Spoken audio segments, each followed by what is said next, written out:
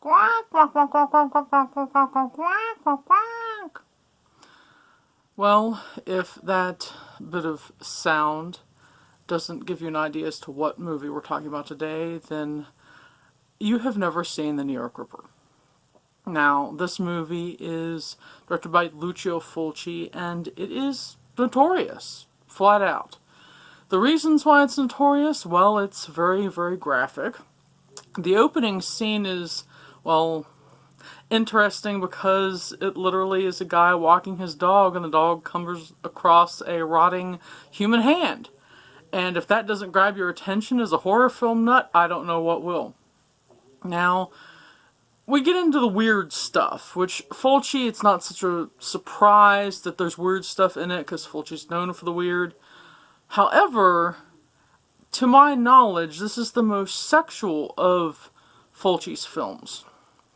The premise is you have a serial killer out there hunting sexually promiscuous or sexually open women, and the mystery as to why is kind of unloaded throughout the film in like little bits and pieces, interspersed with police procedural stuff, as well as extremely graphic kill scenes.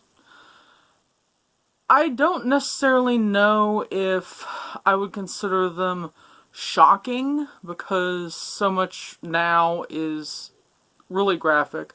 But one thing that the New York Ripper does that films today do not do is the violence in the film is believable. Whereas, a lot of horror films today, added with the CGI used, some of the things that happen are kind of over the top and, well, truthfully, like the Saw films, for an example. It's something that's like really, really complicated as a kill scene. Whereas New York Ripper, everything is, things that are easily attainable, and, it's kind of confined to areas where women are, well, frankly, susceptible to violence.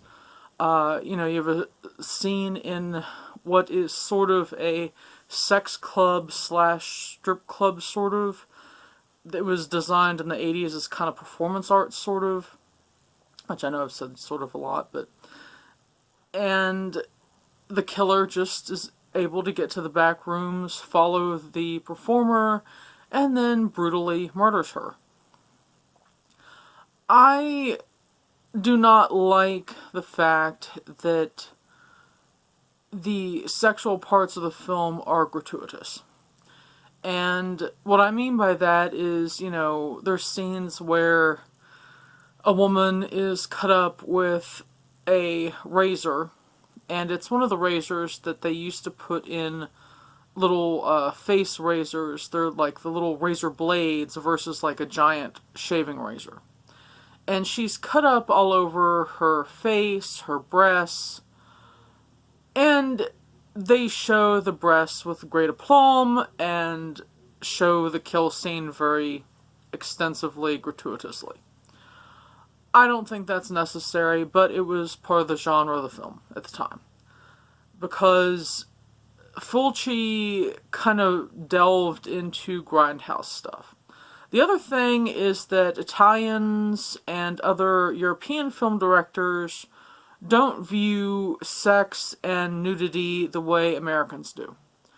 Americans tend to be a bit more, I won't necessarily say prudish, but we don't display bodies the way other parts of the world do.